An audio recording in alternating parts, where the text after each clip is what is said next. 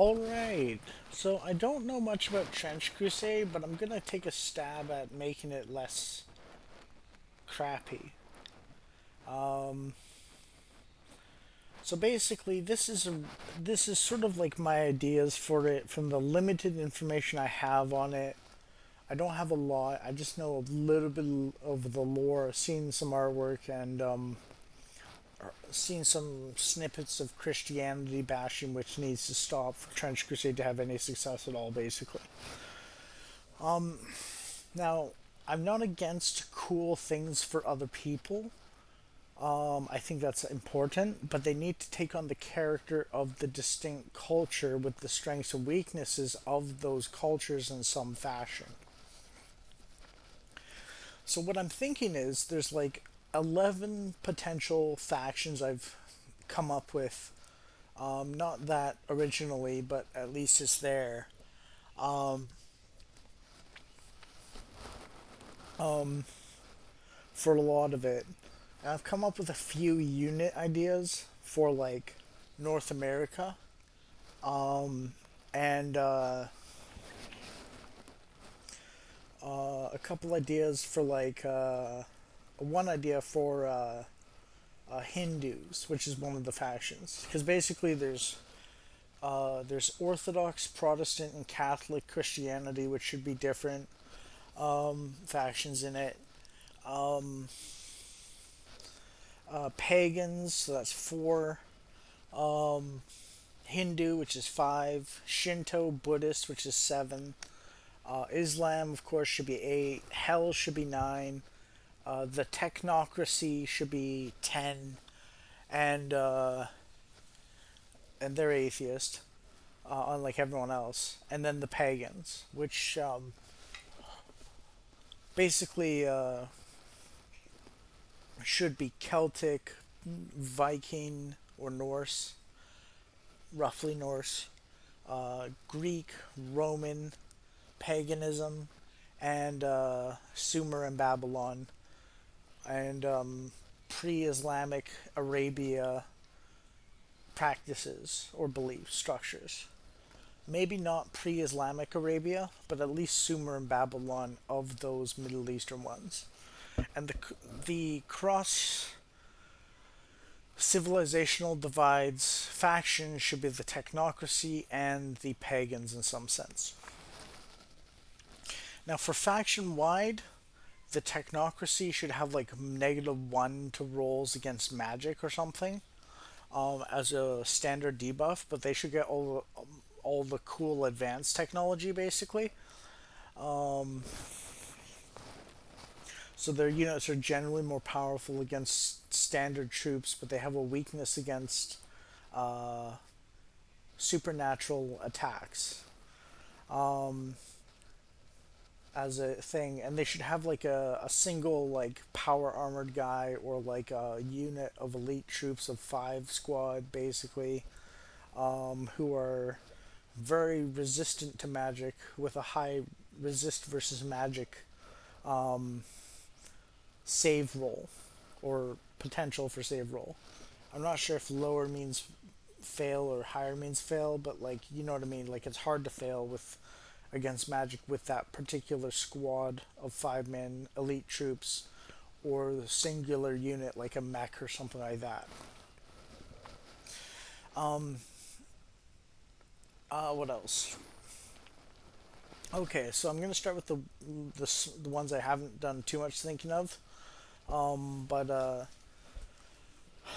the Hindu should have like a Brahmin leader character with like a primary deity that they serve and a secondary deity that they serve, and then two gurus, which each choose their own primary deity within the Hindu pantheon, to serve for their ability set. So the Brahmin gets two of them, and the gurus get one each. You know, and that would be like the officer command staff basically of on the field for the Hindus or something. Um, the Protestants of North America should have the Canadians, the Americans, and the Indians, Plains Indians or whatever, the Indian Braves as units. Now, things I'm thinking of are like an exorcist cowboy guy, like a cryptid hunter kind of character, kind of like a witch hunter from Warhammer, in a way, but cowboy oriented, where like they get to pre-decide at the beginning of the battle whether they bless melee or ranged attacks with holy water, which gives +1 to wound or damage. The Canadians would have some sort of axe that penetrates armor as a melee weapon, and like a powerful rifle +1 wound, but like fails to fire on a 1 or something, or a 2 out of 6 or whatever. So you're like trading.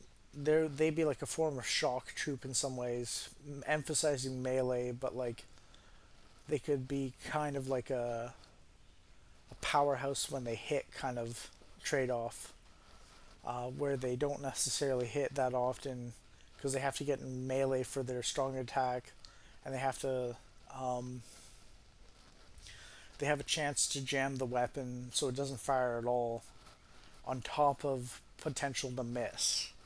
But it's like +1 damage when they do hit.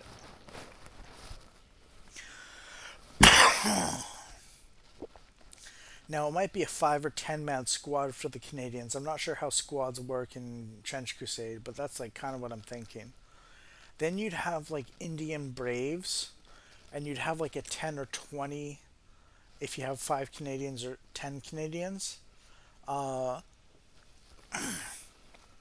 squad, and they'd have like +1 to dodge, +1 to hit or wound with steel tomahawks, probably +1 to hit or something, and then they'd have like the ability to throw tomahawks, and they'd have a sacred tree bow, and a sacred tree bow would be able to fire twice at half range, or once at long range, but have like a -1 to hit, and maybe a +1 to wound or something, and they'd have +1 to dodge as a group. I don't think all of those abilities should be on the character at once, but these are the sets of offensive and defensive aspects to them, making them a bit of a fodder unit, kind of like orcs in a way, or cultists, but like giving them potential to be powerful as units. Maybe give them the ability to deep strike or something like that. Um, just I'm giving a variety of things I thought of for them to be played with. Maybe you even select like an offensive or defensive buff to them. Like you play half the squad if you, or 15 squad if you pick +1 to dodge, but you can play the other 5 if you don't add +1 to dodge for the defensive, and you take another plus, and basically you pick one of the offensive abilities, and you take 5 Braves out of the squad to play with for picking that. So if you get an elite Brave set, it's 10 of them or something out of 20. But like if you pick generic Braves with no bonuses, then it's like 20 Braves. And that would give some customizability to the North American players. And it would make the Braves kind of cool in their own way, and so on. And leave the bows as +1 to hit or something, or -1 to hit, and shoot twice, and then the tomahawks could be the offensive buff, and they'd be +1 to hit, +1 to wound, take 5 Braves out, +1 to dodge, take 5 Braves out, and you got like 10 elite Brave soldiers basically who can do quite good if you use them correctly. So you can actually variably change and decide how your Braves operate. Um, oh, and the cowboy exorcist cryptid hunter would have like they wouldn't just bless +1 to hit and or wound for melee or ranged pre-battle as the battle starts, and then it's stuck with it. But also they'd have like +1 against magic attacks and stuff like that for saves, or maybe like a death save kind of thing or something.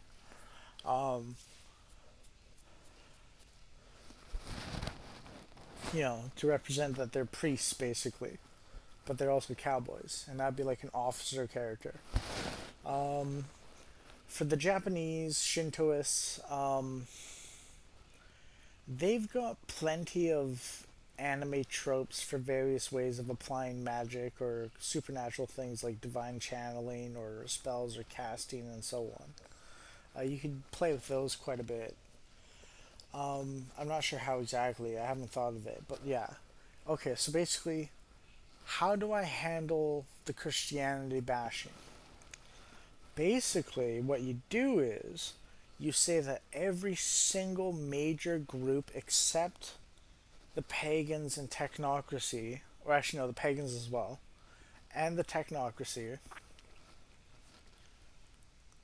sorry, not the technocracy, but the pagans as well, created a hell portal. So every major religious grouping creates a hell portal. The pagans is in Finland, the Christians and Jews is the biggest one, but it's in Jerusalem only. Mecca is the Muslims. I'm not sure which shrine or city the Shintos would be. I'm not sure where the Hindus would be. The Buddhists would be somewhere like. I'm sure there's a good Buddhist temple in China somewhere. That's where I would put it. Tenochtitlan would be, or like Panama or something would be like the Aztecs Catholic mix, not pure Catholics. California or something should be the Protestant North Americans or something like that. Yeah, because California's not that remarkable in a way, and make the hell portal affected radius smaller. You know, and like give some sort of dark secret to every single one of these factions, as well as political intrigues and infighting to every single faction available. Um, and that way you explain why you can play the same army versus faction army versus some other one, some other guy with the same faction army, and so on.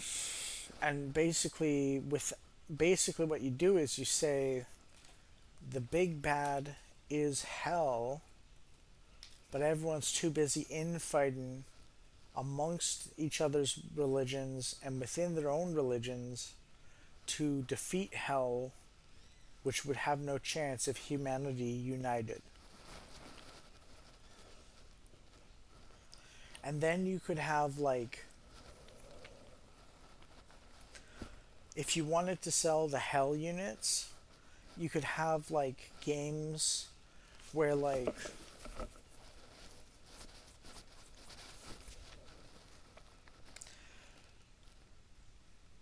you have like 3 players or 2 players or 4 players versus a hell faction set of enemies, where like the players can cooperate and synergize and um, um, work together tactically to defeat the hell characters, the hell forces of hell, who's played by 1 player or something. Yeah, you could have like special rules for these things somehow. Um, and then what you do is you make the hell models cheaper by like 10% or something, or 15%, than the player models in some fashion. This might be too cynical seeming, but like, you know what I mean? Like, what you do is you don't jack up the price on the human models, you reduce the price on the models of the forces of hell, and then people will be incentivized to buy the hell models so they can play the cooperative battles versus them in the bigger battles, or something like that. So it's sort of like D&D in a way, right? You know, where you're playing with the models, but it's like there's a dungeon master, which is the forces of hell player, and then you got the four player characters, which are the various factions of their own groups. And then also, for orthodox forces, I would suggest some sort of hierophant, which gives +1 to hit and or wound, blessings on like a squad's enemies, possibly hit and wound on one squad's enemy, on one squad's stuff as like a holy blessing to the weapon. Kind of like the Exorcist, except squad wide by one officer unit. And if you kill the officer unit, then the squad loses its blessing. Um, and for voodoo, um, oh yeah, I forgot Africa. Well, I said Africa, but I meant voodoo. Witch doctors, let's say, they don't have one hell portal. They've got they've got like 5% of their witch doctors in a cosmic tearing of the veil event. Um, um, Basically failed their psych or peril check, and formed a small portal to hell. So that way you have like every major religion with a central place caused a major portal to hell, but Jerusalem, because it's two of them, is the biggest. And then Africa is spread with a bunch of small portals because they don't have a centralized civilization. And this way, you can get into all sorts of twisted, grim, dark stuff without just bashing Christianity. And if you split Christianity into three factions, then maybe what you do is you make St. Petersburg, or not St. Petersburg, but somewhere in Siberia, a portal to hell, and California a portal to hell, and Finland a portal to hell. So Jerusalem is the Catholics' portal to hell, and the Jews. And the pagans is Finland, and the Aztecs Catholic mix, because South American Catholicism is very different than European Catholicism in a way. So you could call them like Aztec Guadalupe or something. Yeah. Or like you could have like Tenochtitlan or something like that. Um, and like you can have like blood sacrifice priests that give buffs to a unit or the whole army, but like you sacrifice one of your squad or unit officer slots to give the buffs, and you lose that on troop number, but they're more effective. Maybe two squads get boosted for each squad you lose. So for every unit you don't put on the field, you get a buff to the remaining other units of that type or something. This would fix the Christianity bashing problem and give all sorts of range for all sorts of cool things um, in a lot of different cultures, without being like we all have to work together Halo end of history Fukuyama, Francis Fukuyama, we're all one happy family. Um, and it would be there's a positive part to them, but there's also a very dark part to them as well. Um, and They'd be specialized in their own factional strengths, but this is how I'd approach it mechanically. And the lore should also change to reflect the new factions included and so on. And it gives a lot of potential content that makes it fun and unique and different in a large way, but well fleshed out really quickly, easily, without a lot of sweaty, try hard effort into bashing Christianity or making someone to look perfect or something like that. And the other thing is, for the Islamic Janissaries, I would not make the woman equal to the men in fighting prowess. Like, women are not equal. So what I do is I make them cool, and what I do is I'd have the harem Janissaries, the women, be like blade dancers, sort of like plus one dodge, plus one to hit, and they'd be in skimpy outfits, so they'd have like negative one armor or something, or one armor out of six. And there'd be enchantresses as well, who give buffs and debuffs every turn, in, like starting on your turn, um, and going through to the enemy's part of the turn as well, where it has to be refreshed um,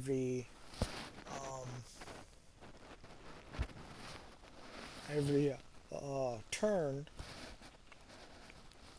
but you can choose which rolls you pick plus one to or something. And the enchantresses would be like some sort of officer unit, and the blade dancers would be a squad. And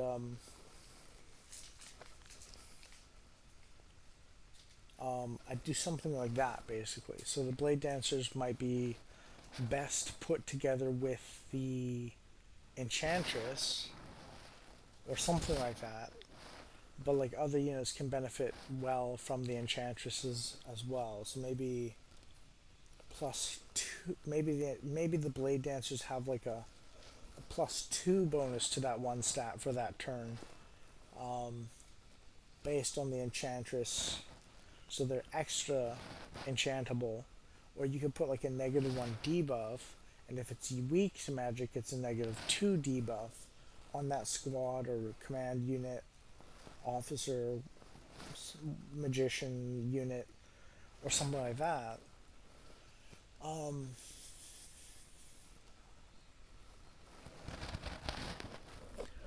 um, so that essentially what that means is the enchantresses suck at magic, but they're very strong as a support unit.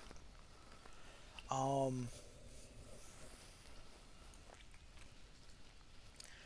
and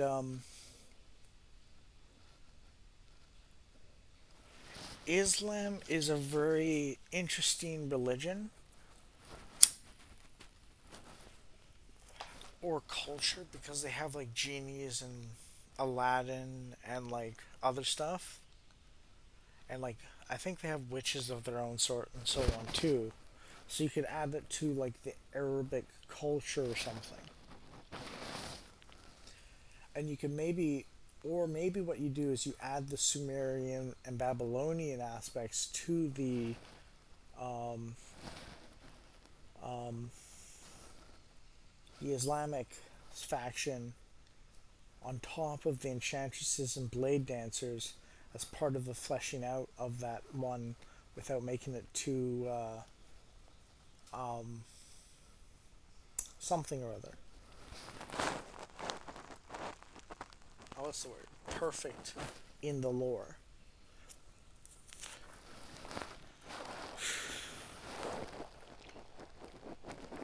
And this way, things don't violate what the thing is historically in relation to other things, but it makes them cooler, right? That's the important thing.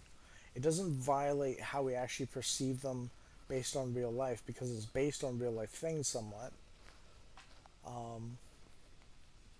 culturally, but it makes them cool, so no one's going to complain really.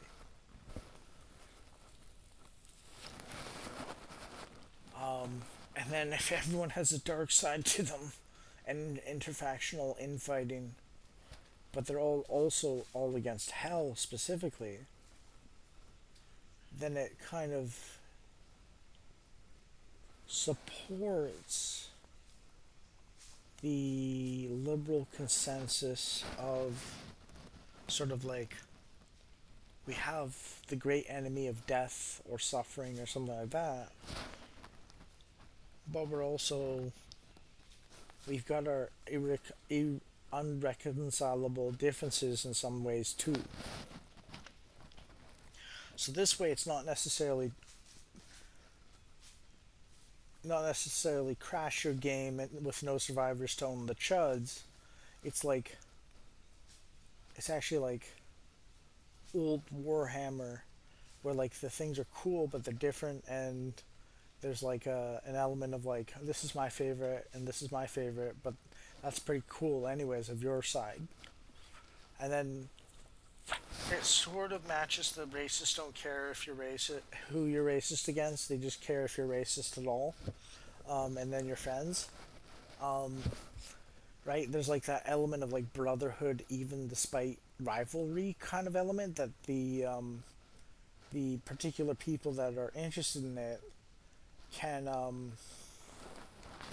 appreciate without violating liberal consensus. And then the Trench Crusade people would not feel the need to bash Christianity all the time, because they'd also have other factions to play with. And by making them all kind of roughly problematic, um, you would have a like everyone leads to hell somehow, basically thing. Um,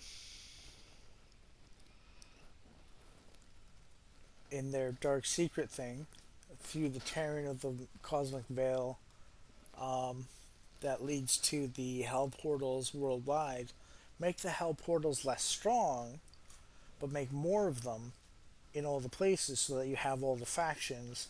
No one's favorited necessarily, but everyone's pretty cool seeming in some fashion, with their drawbacks. So it's sort of a syncretist approach to every major religious grouping there is, basically. And then you have all the various civilizational differences and so on baked in, but you can make them cool instead of just bashing Christianity, making Christianity to be worse than hell, basically. Yeah. And that would actually recapture the lightning in a bottle that Warhammer was, basically. Because that's what Warhammer is supposed to be in some ways. It's supposed to be a very, everyone's cool, but they have their dark side. So no one's very good, but they're all cool. The evil guys are cool. They got spiky bits. Chaos warriors are pretty cool. Vampire accounts are cool. They got the undead. Pharaohs are cool. They got the elite undead.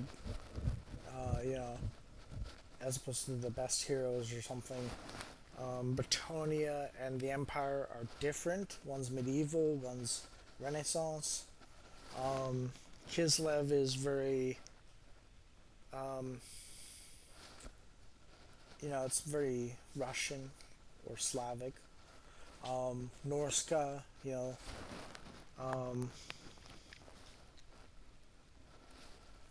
Araby would have been pretty cool. You got the Chaos Dwarfs, the Assyrians, basically, or the Babylonians or Sumerians. You got the dwarves. You got the wood elves, high elves, dark elves. You know, you got this. You got cafe. Um, you've got the orcs. You've got the goblins. Well, I guess orcs and goblins. Yeah. You got the scape.